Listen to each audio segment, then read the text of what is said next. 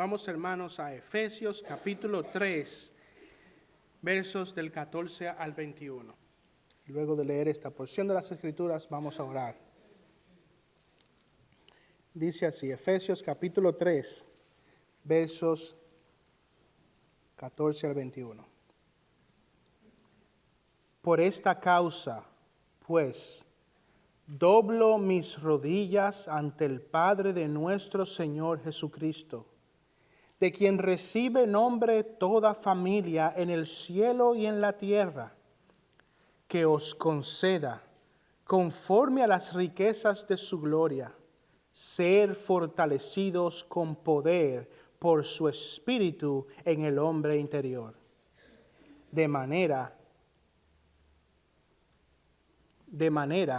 que Cristo more por la fe en vuestros corazones, y que arraigados y cimentados en amor, seáis capaces de comprender con todos los santos cuál es la anchura, la longitud, la altura y la profundidad, y de conocer el amor de Cristo que sobrepasa el conocimiento, para que seáis llenos hasta la medida de toda plenitud de Dios. Y aquel que es poderoso para hacer todo mucho más abundantemente de lo que pedimos o entendemos, según el poder que obra en nosotros, a Él sea la gloria en la Iglesia y en Cristo Jesús por todas las generaciones, por los siglos de los siglos. Amén. Vamos a orar.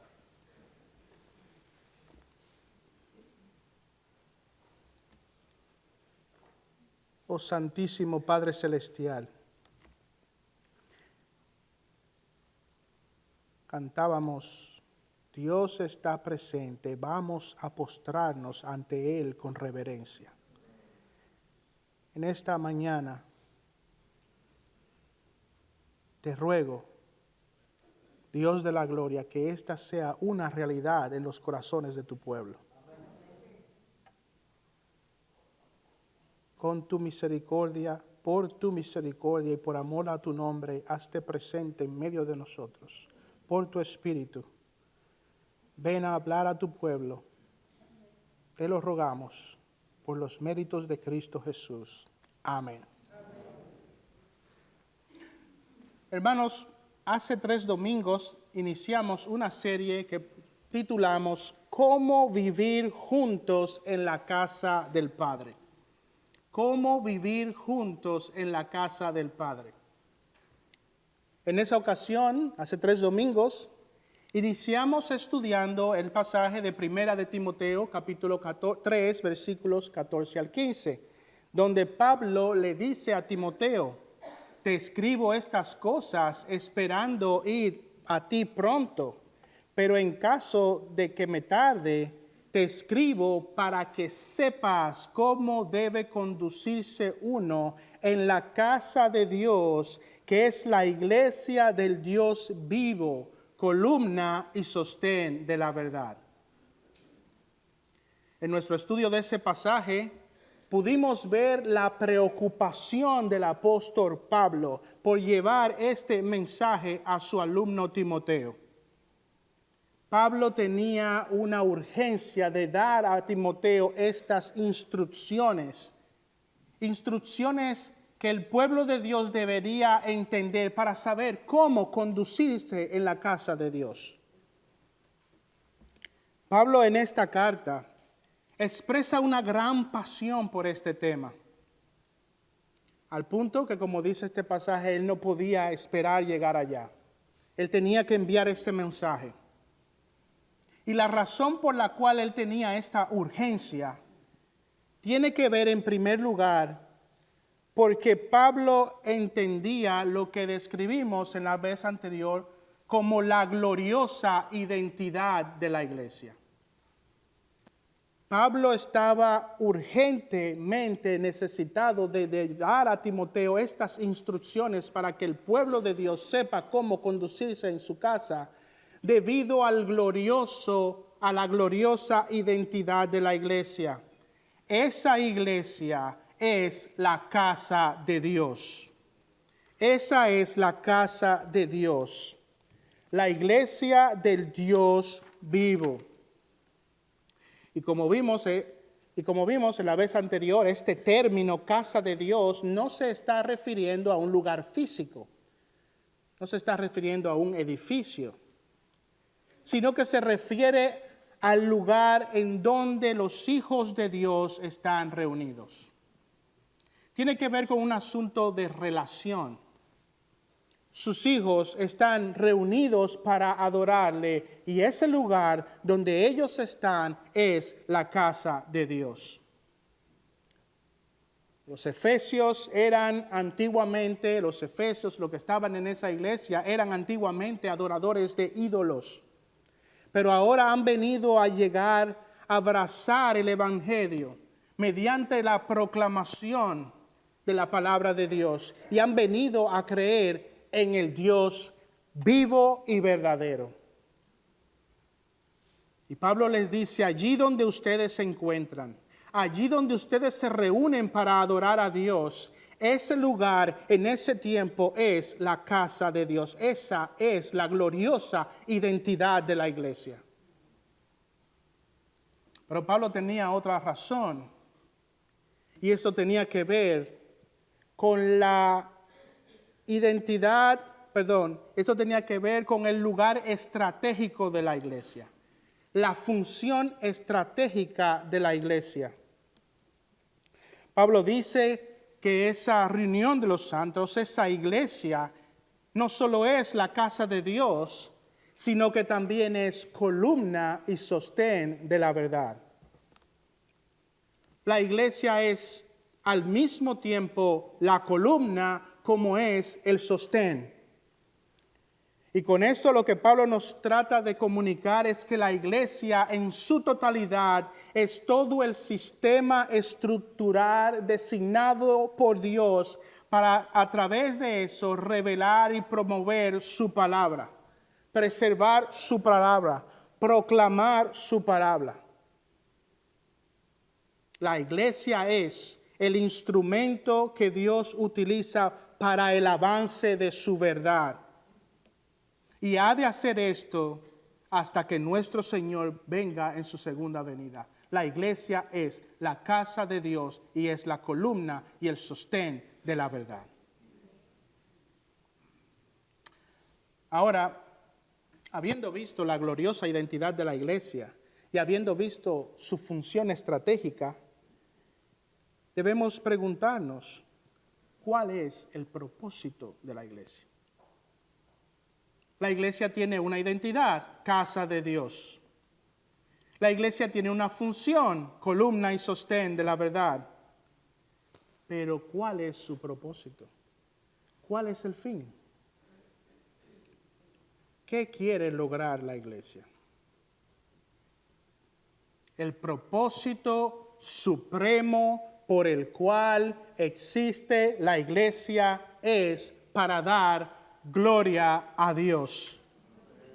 Ese es nuestro propósito. ¿Quiénes somos? La casa de Dios. ¿Cuál es nuestra función? Proclamar la verdad, sostener la verdad, defender la verdad. ¿Con qué fin? ¿Con cuál propósito? Dar la gloria a Dios. Efesios capítulo 3, versículo 21, como leímos, dice, a Él sea la gloria en la iglesia. Ahora, si nuestro propósito como iglesia es dar gloria a Dios, entonces debemos preguntarnos, ¿qué es gloria? ¿Qué es eso de gloria? Pablo usa la palabra gloria más de 70 veces en sus epístolas. A lo largo de las Escrituras vemos que la palabra gloria tiene múltiples significados, aunque todos ellos están de algún modo relacionados. En su significado más básico, la palabra gloria significa tener una buena opinión sobre alguien. Esa es la forma más básica de su significado, tener una buena opinión sobre alguien. Esta palabra implica dar reconocimiento, honor, homenaje a alguien. Dar gloria implica el reconocer y en el poner de manifiesto las excelencias de alguien.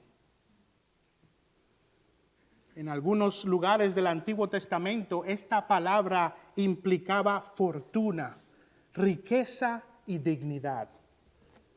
La palabra gloria también es usada para referirse a algo brillante, a la brillante manifestación de la presencia de Jehová. Ahora noten, hermanos, que en este pasaje Pablo dice, a Él sea la gloria. A Él sea la gloria.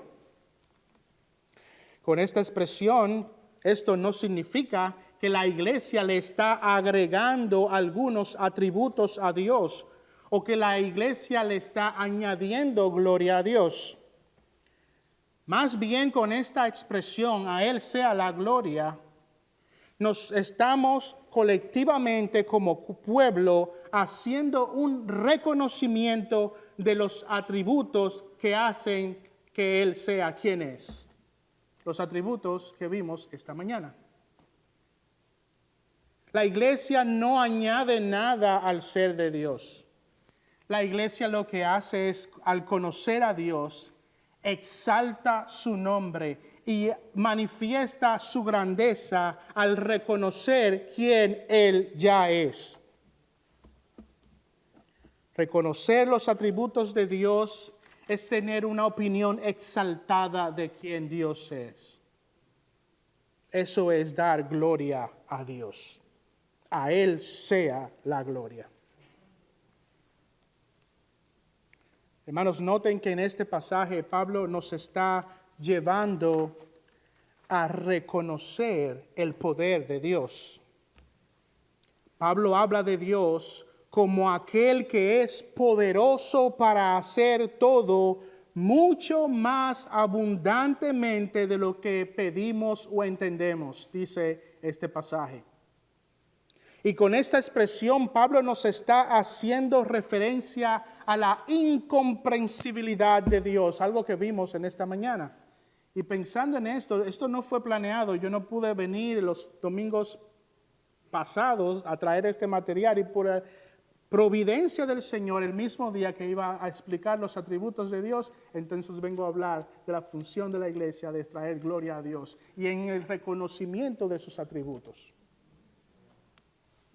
O sea que el Señor preparó todo para traerle un paquete completo a su iglesia, para que su iglesia reconozca quién Él es y le dé gloria.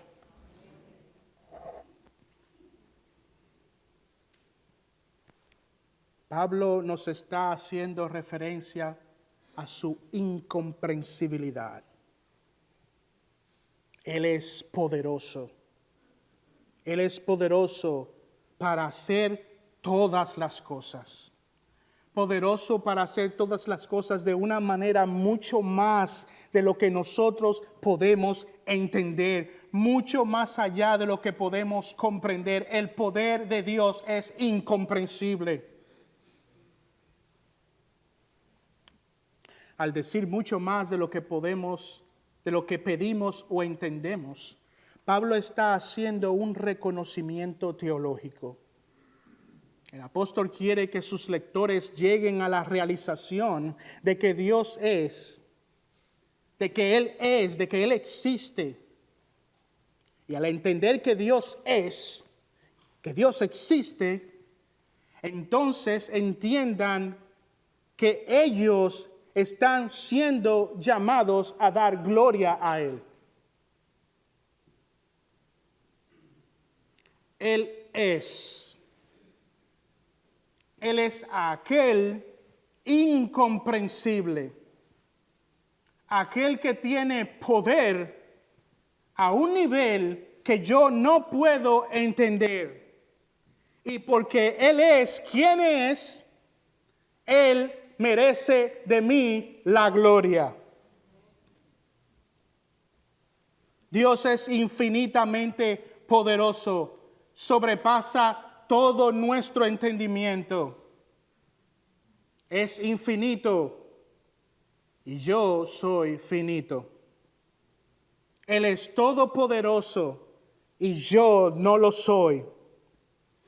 Y ahora vengo a comprender algo de su majestad. Ahora vengo a reconocer quién Él es. Ahora vengo a entender quién yo soy. Y ahora vengo a reconocer y a entender mi llamado, la razón de mi existencia. Yo estoy aquí, en este lugar, en este planeta, y he nacido para dar homenaje y gloria a Dios. Dios, por sus atributos y por quien Él es el centro del universo, no yo. Él es el que debe ser reconocido y reverenciado, no yo. El fin principal de mi existencia es dar gloria a Él y no a mí. ¿Cuál es la vocación de la iglesia? ¿Cuál es nuestro propósito? Dar gloria y honor, y honor y loor a Dios. ¿Y cómo podemos hacer eso? Reconociendo sus atributos y reconociendo quién Él es. El gran fin de nuestra existencia es que Dios reciba toda la gloria. Ahora, ¿dónde se dará esa gloria a Dios? ¿Dónde? Bueno, el texto dice que Él debe recibir la gloria en la iglesia. Dios debe recibir la gloria en medio de aquellos que han sido llamados por su gracia para ser un templo espiritual. Vamos a Efesios capítulo 2, versos 19 al 22. Efesios capítulo 2, verso 19 al 22.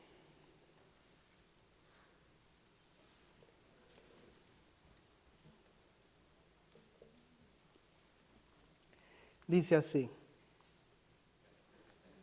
así pues, ya no sois extraños ni extranjeros, sino que sois conciudadanos de los santos y sois de la familia de Dios, edificados sobre el fundamento de los apóstoles y profetas, siendo Cristo Jesús mismo la piedra angular, en quien todo el edificio bien ajustado va creciendo para ser un templo santo en el Señor, en quien también vosotros sois juntamente edificados para morada de Dios en el Espíritu.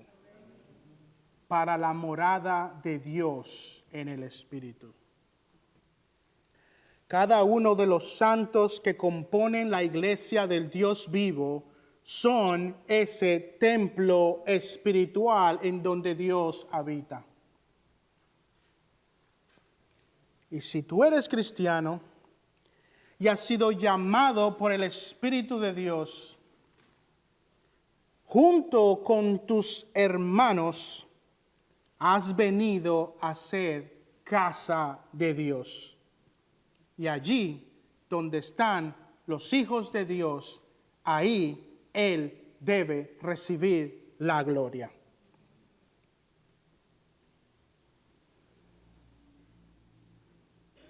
Hermano, quiero preguntarte, entendiendo que Dios habita y debe recibir la gloria en la iglesia, y entendiendo que nosotros, los santos reunidos, somos la iglesia, allí donde Dios debe recibir la gloria, quiero preguntarte, ¿qué lugar tiene la gloria de Dios en tu vida? ¿Qué lugar tiene la gloria de Dios en tu vida? están tus preferencias, tus metas y propósitos, y luego la gloria de Dios. Están tus sueños y aspiraciones, y luego la gloria de Dios.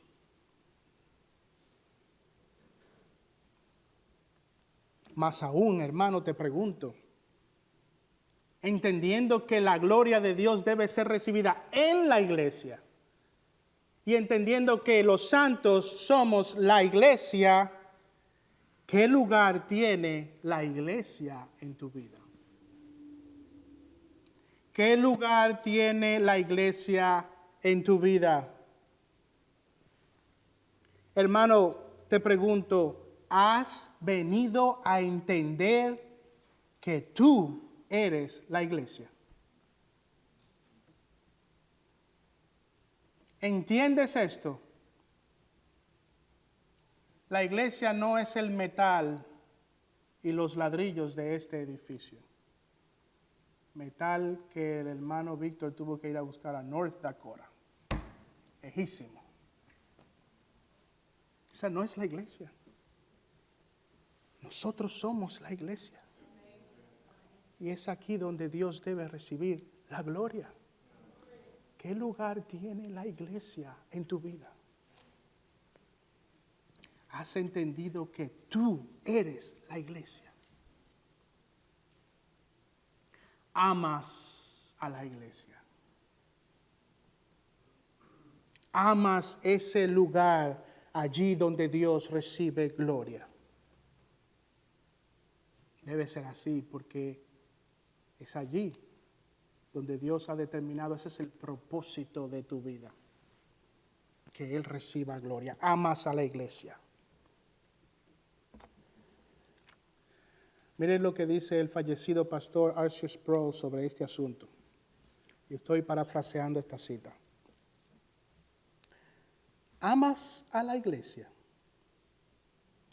Dudo que haya habido muchos momentos en nuestra historia en los que haya habido tanta ira, hostilidad y desilusión hacia la iglesia como en la que vemos hoy. Es difícil no criticar a la iglesia porque en muchos sentidos la iglesia nos ha fallado. Eso suena extraño, ¿no? ¿Cómo podemos decir que la iglesia nos ha fallado siendo nosotros la iglesia? Si la iglesia ha fracasado, eso significa que nosotros hemos fracasado. Y depende de nosotros ayudar a la iglesia a ser lo que debería ser. Oh, hermano, qué fácil es decir esa iglesia.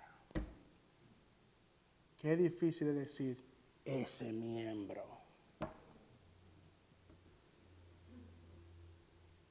Nos queremos separar. Cuando las cosas no nos gustan, nos queremos separar de la realidad. Hermanos, nosotros somos la iglesia. ¿Qué lugar tiene la iglesia en tu vida? Amas la iglesia. Amas a la iglesia. En cierto modo, eso es como preguntarte, ¿amas a tus hermanos como a ti mismo? Amas a tus hermanos como a ti mismo. Y si dices que sí, que amas a la iglesia, que amas a tus hermanos como a ti mismo, te pregunto, ¿por qué razón los amas? ¿Por qué razón amas a tu iglesia? ¿Por qué? ¿Amas a la iglesia porque allí están tus amigos? Y cuando tus amigos te fracasen, te desilusionen. ¿Hablas a la iglesia porque allí se cumplen tus deseos? Porque allí te hacen sentir bien. ¿O amas a la iglesia porque allí se cumple el propósito de la iglesia, dar gloria a Dios? Esa es la razón por la cual amas a la iglesia.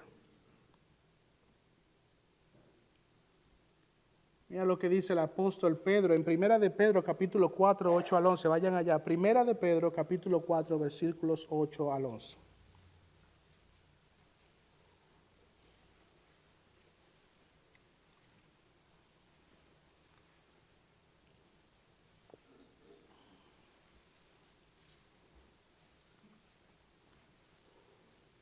Dice así, Primera de Pedro, capítulo 4, versos 8 al 11. Sobre todo, sed fervientes en vuestro amor los unos por los otros, pues el amor cubre multitud de pecados. Sed hospitalarios los unos para con los otros, sin murmuraciones. Según cada uno ha recibido un don especial, úselo sirviéndoos los unos a los otros como buenos administradores de la multiforme gracia de Dios. El que habla, que hable conforme a las palabras de Dios. El que sirve, que lo haga por la fuerza que Dios da, para que en todo Dios sea glorificado mediante Jesucristo, a quien pertenecen, de nuevo, al que pertenecen la gloria y el dominio por los siglos de los siglos. Amén.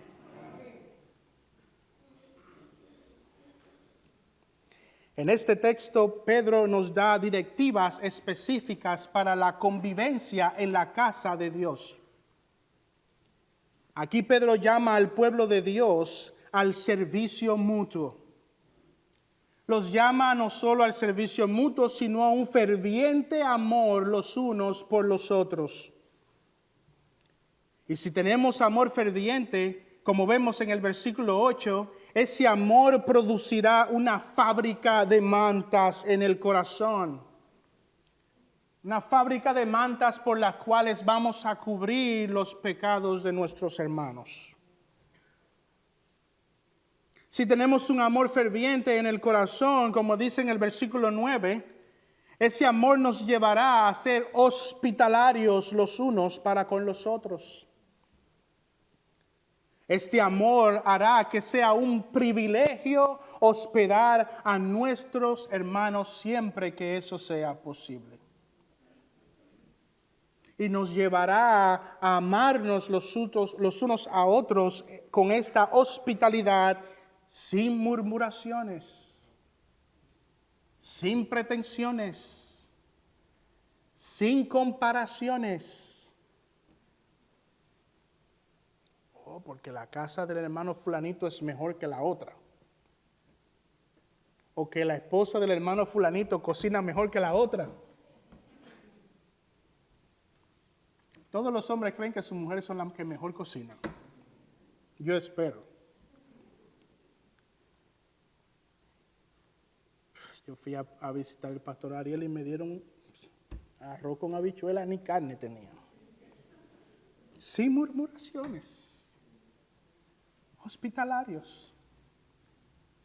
Abrazando a nuestros hermanos. Sin pretensiones. Con humildad.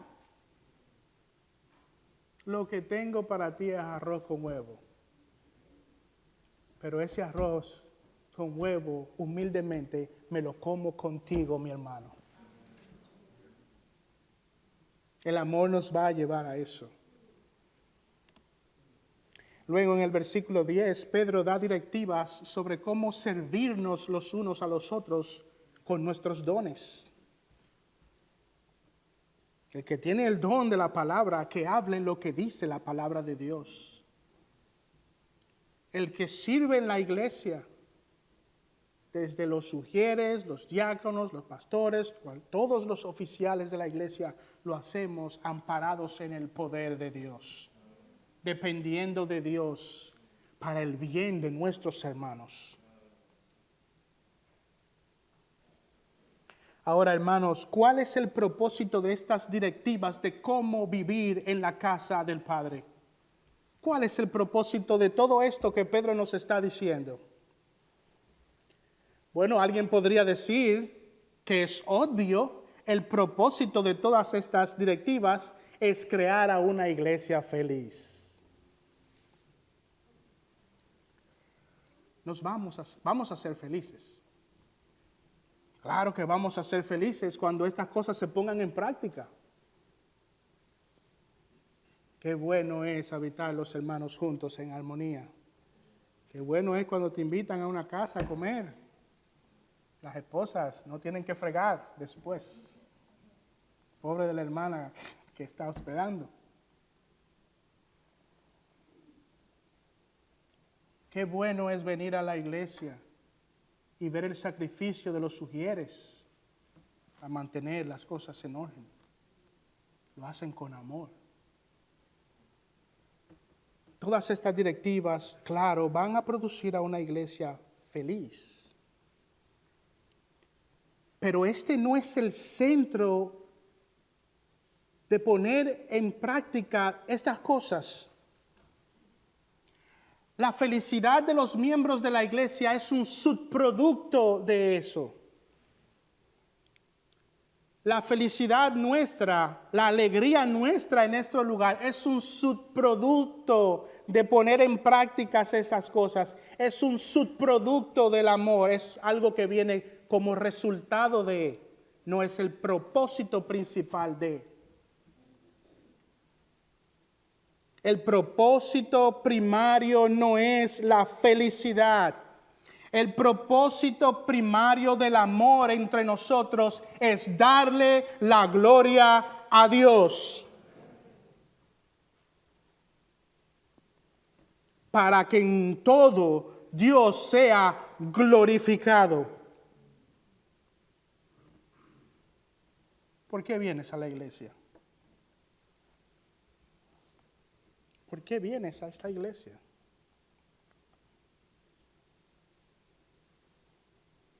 Ojalá que tu respuesta sea, yo vengo a esta iglesia llena de hombres y mujeres imperfectos, porque aún en medio de nuestra imperfección es obvio que la intención primaria nuestra es dar la gloria a Dios.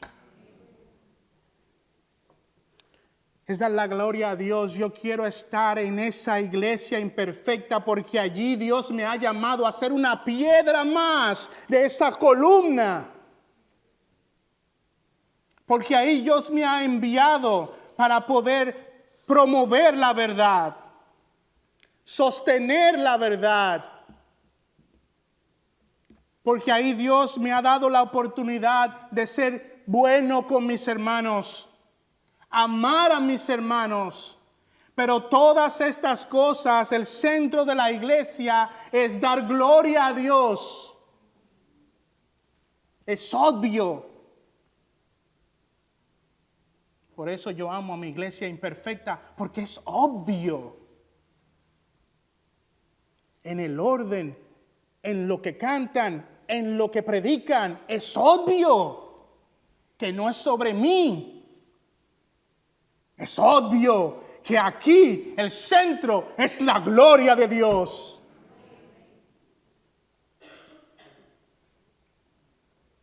Porque sea que como iglesia bebamos o comamos, todo lo hacemos imperfectamente, pero todo lo hacemos para la gloria de Dios. Hermanos, roguemos a Dios que sea el propósito evidente de la iglesia en North Bergen, la gloria de Dios. A Él sea la gloria en esta iglesia.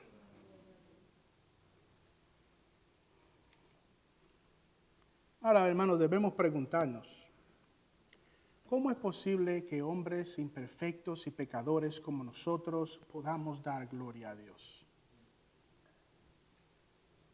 A ese Dios que, como vimos esta mañana, habita en luz inaccesible.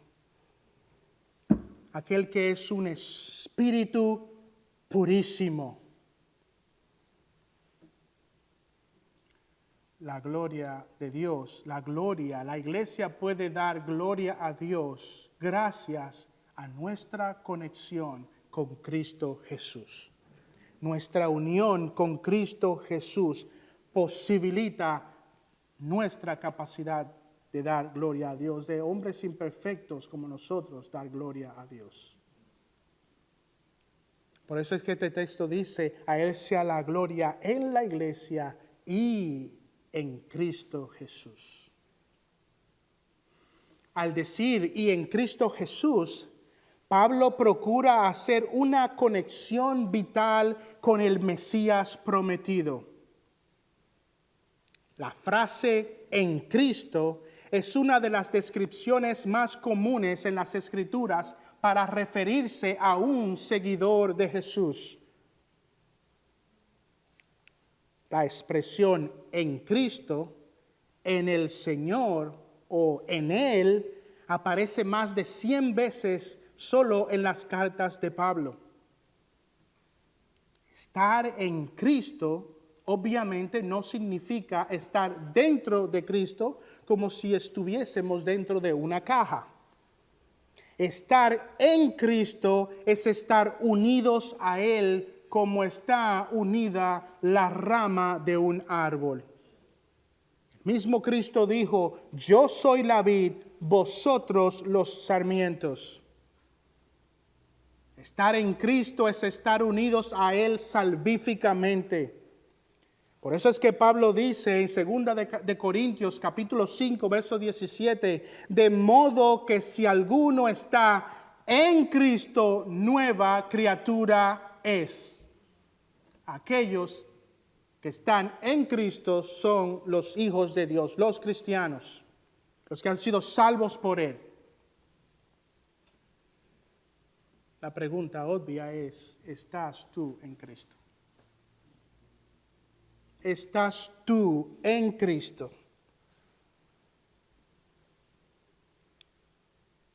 Y si gracias a su misericordia y por su Espíritu tú puedes decir, soy un pecador, pero he sido por la obra del Espíritu y por la gracia de Dios he venido a ser un hijo de Dios, estoy en Cristo. Entonces te pregunto, si tú que estás en Cristo, ¿cuál es el lugar que tienes por la gloria de Dios? El lugar que tiene la gloria de Dios en tu vida es una señal de si estás o no en Cristo. Porque solo los que están en Cristo pueden dar gloria a Dios. Y si a ti no te interesa, no te importa, tú no tienes esto como prioridad en tu vida, la gloria de Dios, ¿qué dice eso de que estás o no en Cristo? Hermanos, tenemos que entender esto porque esto va a transformar por completo la manera en cómo vemos la vida. La gloria de Dios. ¿Qué lugar tiene la gloria de Dios en mi vida?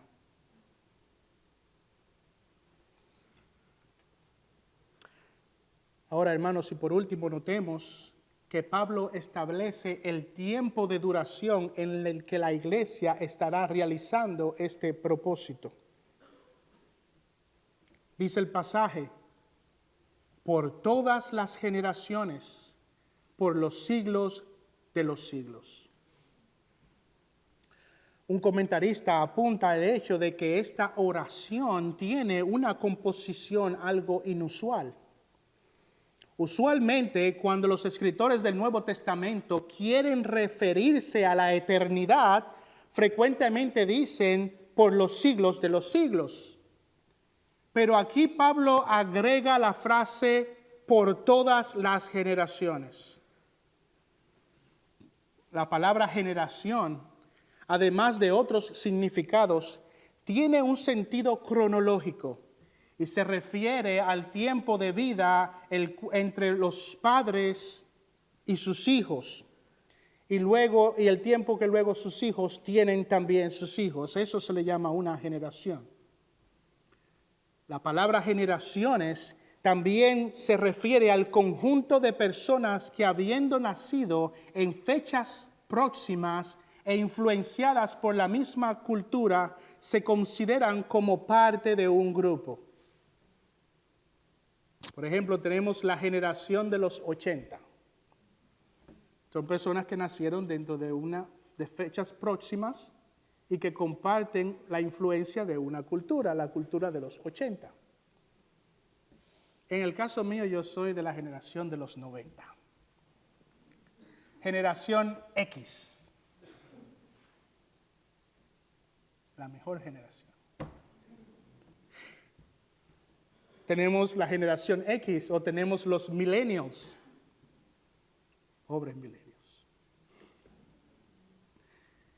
Con la expresión por todas las generaciones, Pablo se está refiriendo a todos los tiempos en que los hombres han vivido, no solo en el pasado, sino también en el tiempo presente. Ahora, al decir por todas las generaciones, por los siglos de los siglos, Pablo establece que la iglesia ha de dar gloria a Dios tanto en las generaciones pasadas como en las presentes y hasta el futuro sin final. En otras palabras, la iglesia no solo ha de darle gloria a Dios en esta época presente. La gloria de Dios no solo debe ser dada ahora, en este momento, en esta generación. La gloria de Dios será dada por la iglesia por toda la eternidad. Será dada por la iglesia todo el tiempo antes y después de la segunda venida de Cristo. Una vez que eres admitido a la familia de Dios, tú entonces has venido a ser embarcado hacia un propósito eterno. Una vez que has venido a ser un hijo de Dios, te has embarcado en un propósito que te acompañará durante toda tu vida y a través de la eternidad. Ahora tú, cristiano, no tienes ninguna razón para decir, como dice la gente del mundo, no sé cuál es el propósito de mi vida. Tú tienes un propósito y ese propósito es eterno. La existencia, la razón de tu existencia es darle gloria a Dios.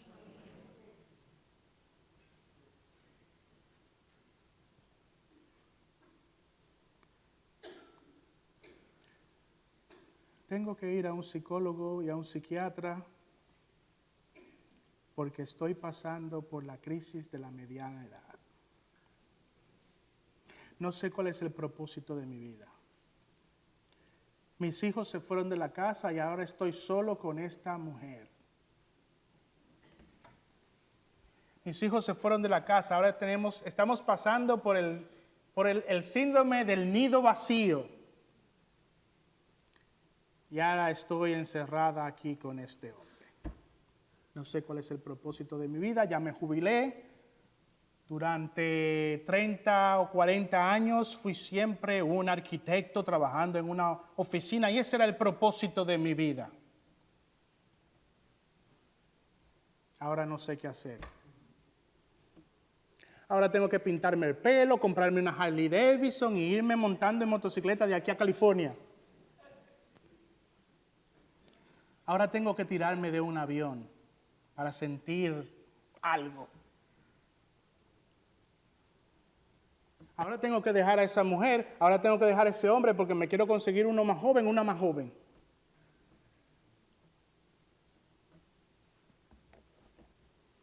Ninguna de esas cosas deben de ser dichas por un cristiano. Porque eso solamente lo dicen los impíos. ¿Saben por qué? Porque ellos no tienen un propósito en su vida. Tú sí. Oh, ahora me jubilé. Qué bueno. Ahora tengo 8 horas más para darle la gloria a Dios.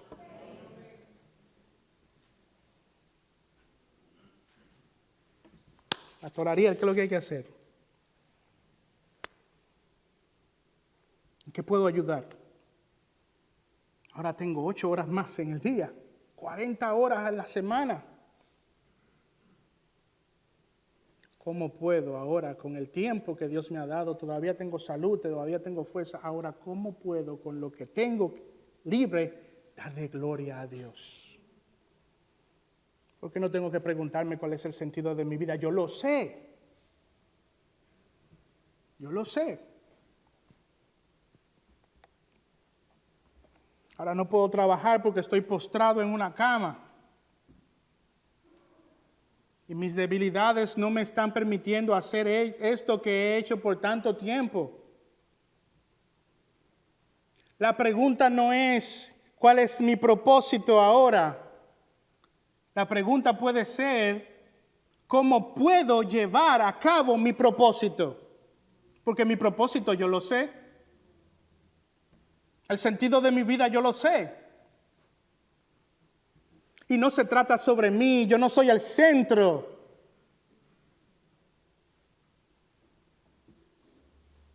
Ahora mis preguntas no son, ¿cuántas vacaciones al año? ¿Cuáles actividades al año? ¿En qué campo de golf voy a jugar mañana? Esas cosas son buenas, pero esas no son el sentido de la vida. Esas cosas no me dan sentido a mi vida. No hay crisis, porque yo sé cuál es mi propósito: darle la gloria a Dios. La iglesia existe ahora para hacer lo que hará por toda la eternidad: dar la gloria a Dios. Ahora, hermanos, noten que Pablo culmina esta doxología con un amén. Amén. El Espíritu Santo viene y da su sello de aprobación. Este propósito sublime tiene el sello de aprobación del Espíritu Santo. Que así sea, que la iglesia le dé gloria a Dios. Así debe ser. Dios dice amén. ¿Qué dices tú? ¿Qué dices tú? Amén. Amén. Ese es nuestro propósito. Hermanos, quiera el Señor que esta sea la razón de la existencia de esta iglesia local: dar gloria y honra a nuestro Dios. Hermano, amigo, para terminar, amigo, tú que no has venido a los pies de Cristo salvíficamente, ¿cuál es tu propósito? ¿Cuál es tu propósito? Si tú no estás en Cristo, ¿cuál es tu propósito? No hay posibilidad de que haya una unión con el Dios Trino que da sentido a la existencia si tú no estás en Cristo. Jesús dijo: yo soy el camino, la verdad y la vida. Nadie viene al Padre si no es por mí. Y eso es maravilloso. Podemos ir al Padre a través de Cristo, pero al mismo tiempo esta realidad que Cristo expresa debe de algún modo llenarte de temor.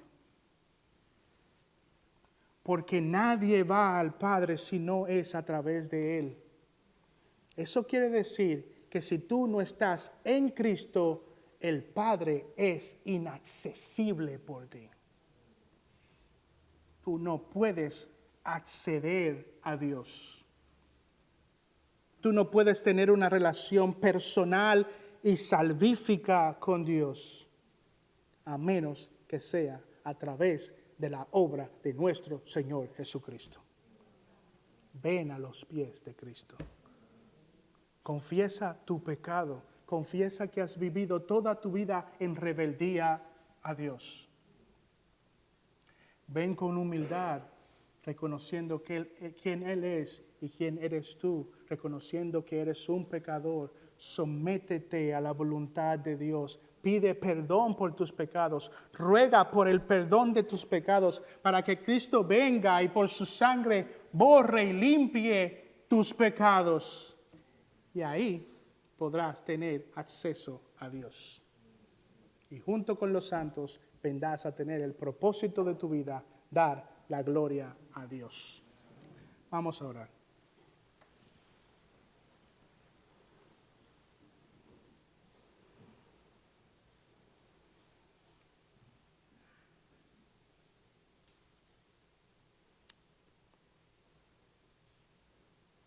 Oh Dios Santísimo,